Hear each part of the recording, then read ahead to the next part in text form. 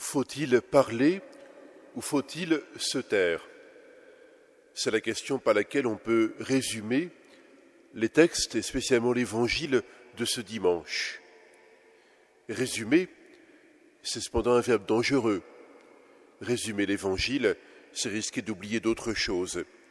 Et en même temps, cela désigne les limites de l'exercice. Mais cependant, je m'arrête à cette question. Faut-il parler ou se taire?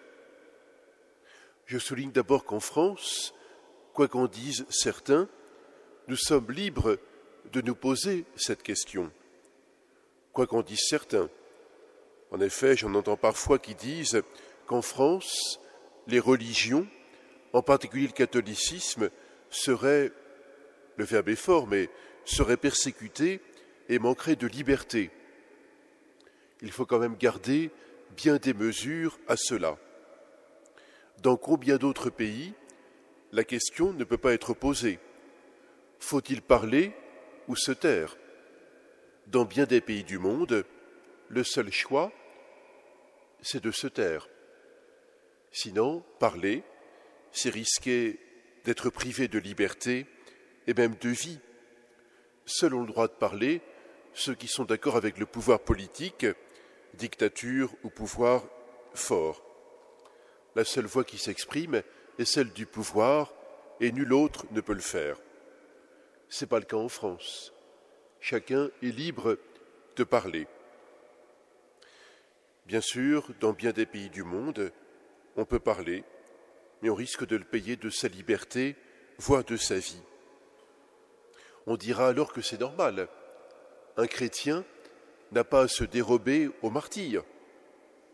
Sans doute. Mais jamais l'Église n'a poussé qui que ce soit au martyre. Elle appelle au témoignage.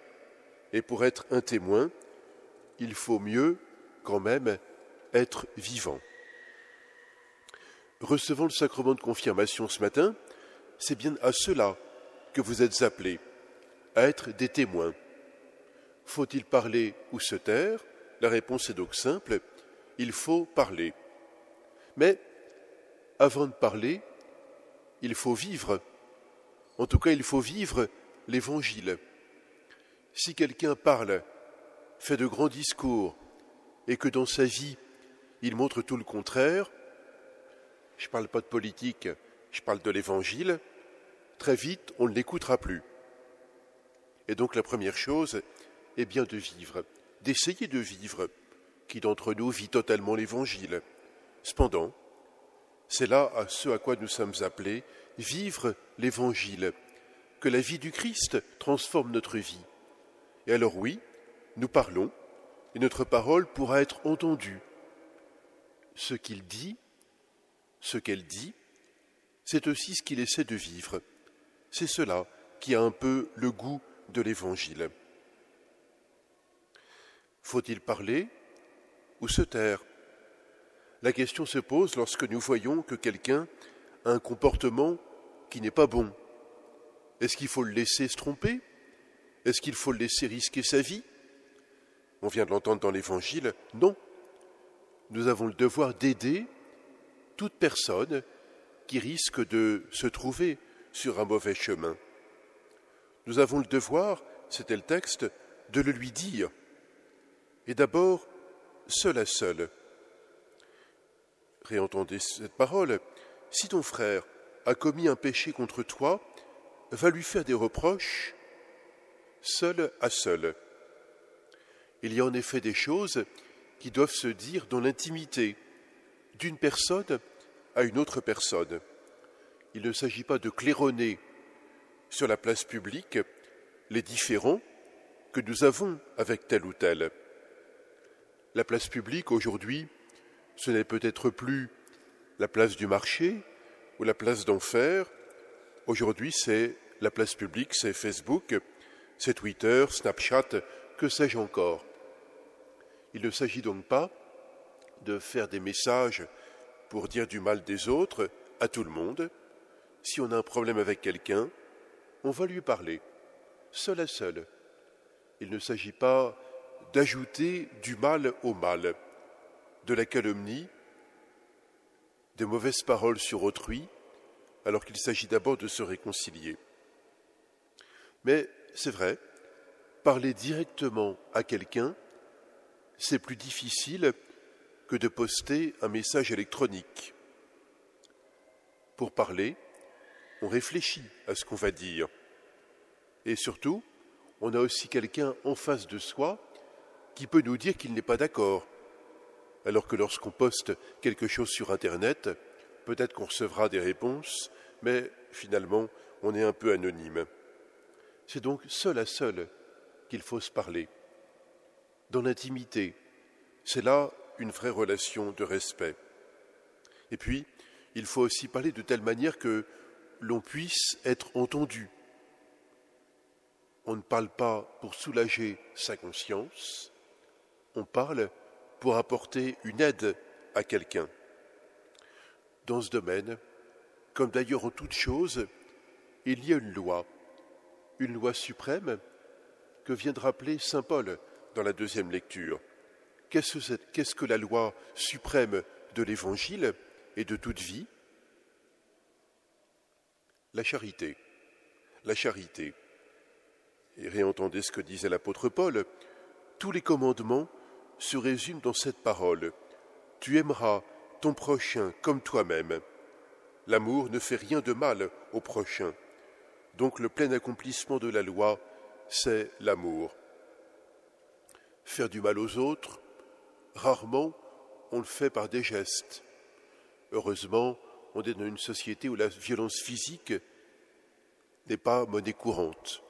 Mais il y a une violence qui est plus fréquente, celle des paroles. Combien de violences par des mots échangés? Peut-être pas en direct, mais échangés par les moyens électroniques. N'oublions pas cette parole de Paul, le plein accomplissement de la loi, c'est l'amour. Si nous avons donc une difficulté avec quelqu'un, il faut parler. Il faut parler pour qu'il puisse nous dire ce qu'il vit et peut-être nous corriger, mais il faut aussi accepter que d'autres nous parlent. Est-ce que c'est moi qui suis toujours dans le bon droit? Parfois, ce sont d'autres qui vont me dire que je me trompe, que je suis sur une mauvaise route et que j'ai à changer. Aucun d'entre nous ne peut dire qu'il vit totalement l'Évangile et la charité. Tout comme nous avons le devoir de dire à quelqu'un qu'il peut se tromper, qu'il risque d'être sur une mauvaise route, on a le devoir aussi d'entendre ce que les autres nous disent. Ça nous a tous arrivé, et pas uniquement quand on est enfant, même adulte. Quelqu'un qui nous dit « Tu ne prends pas un risque? Ton comportement est-il bon? Est-ce que ce que tu fais apporte plus de vérité dans ta vie et dans la vie des autres ?» Telle est la charité. Se préoccuper les uns des autres et s'aider à grandir les uns par les autres. Faut-il parler ou se taire? Mesurons, et je le disais, que ici en France, nous avons la liberté de parler, de dire une opinion, de dire qu'on est d'accord ou pas d'accord avec le pouvoir politique. Mais cela ne veut pas dire pour autant qu'on puisse dire tout et n'importe quoi.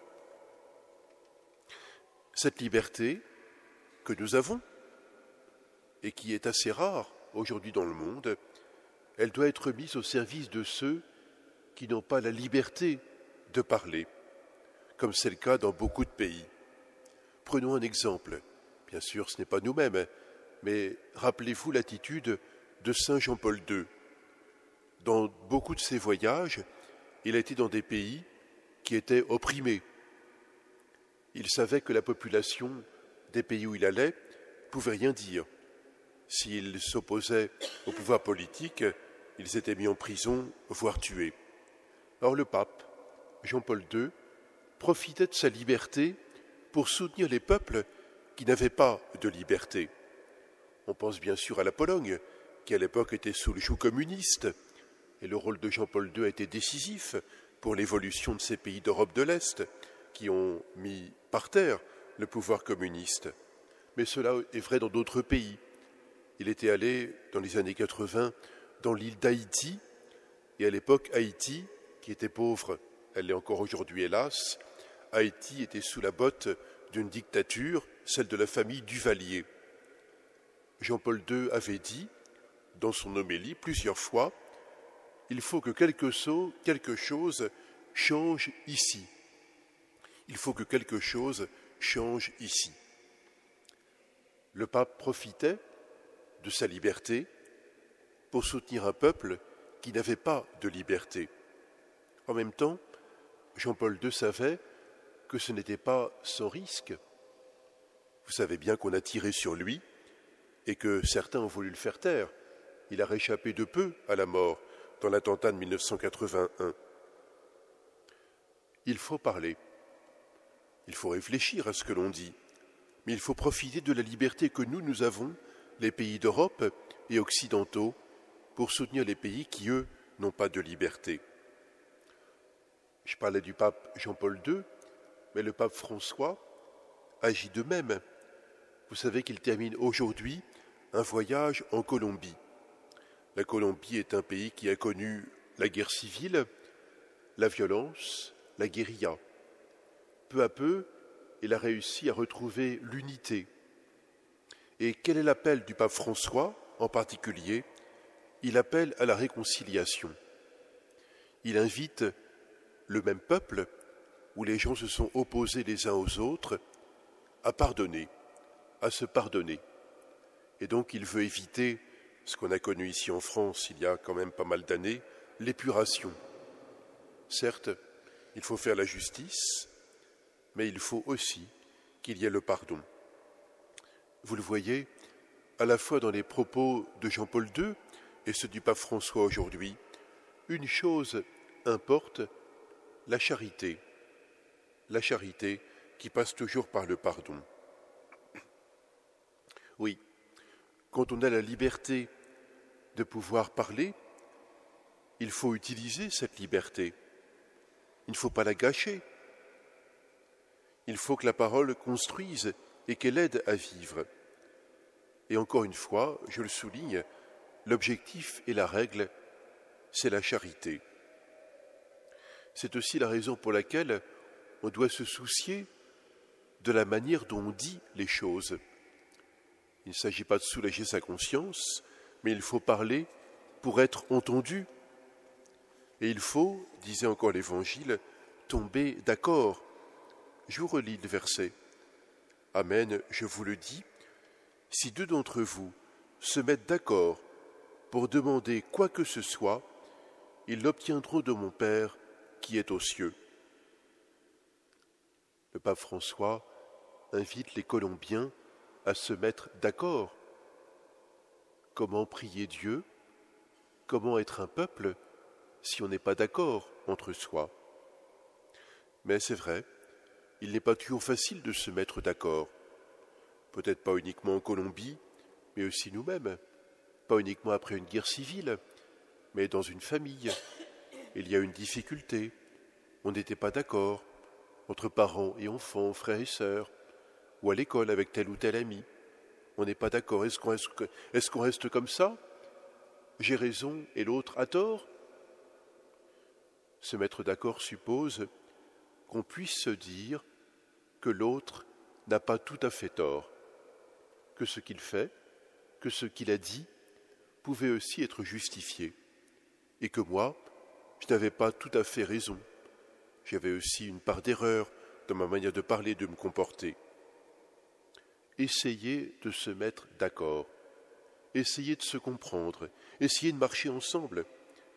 C'est aussi comprendre que la manière de vivre de l'autre, et même de croire, s'il est chrétien, peut être différente de la mienne, et pourtant, elle peut être juste. Oui, toujours la charité, la communion, l'entente, le pardon. Sans cela, il n'y a aucune vie possible entre êtres humains, dans un pays et dans une église. Et tant que ce n'est pas là, il faut le vouloir. On le dit et on le dira tout à l'heure dans le Notre Père. Pardonne-nous comme nous pardonnons. C'est parfois difficile à dire. On peut avoir du mal à pardonner. On peut alors penser ainsi: pardonne-nous, Seigneur, comme j'essaie de pardonner, comme je veux pardonner. Donne-moi la force de pardonner, même si aujourd'hui, je n'arrive pas à le faire. Toujours la charité, la communion, l'entente, le pardon. C'est un des fruits de l'Esprit Saint que vous demandez aujourd'hui et que vous allez recevoir. L'Esprit est l'esprit d'unité et d'amour. Alors, avant de parler, d'agir, de penser même, demandez toujours son aide. Demandez à l'Esprit Saint qu'il vous montre le chemin, qu'il vous dise ce qu'il faut dire. Parler ou se taire, parfois se taire, souvent parler, mais que les mots ou le silence est cette loi suprême, la charité.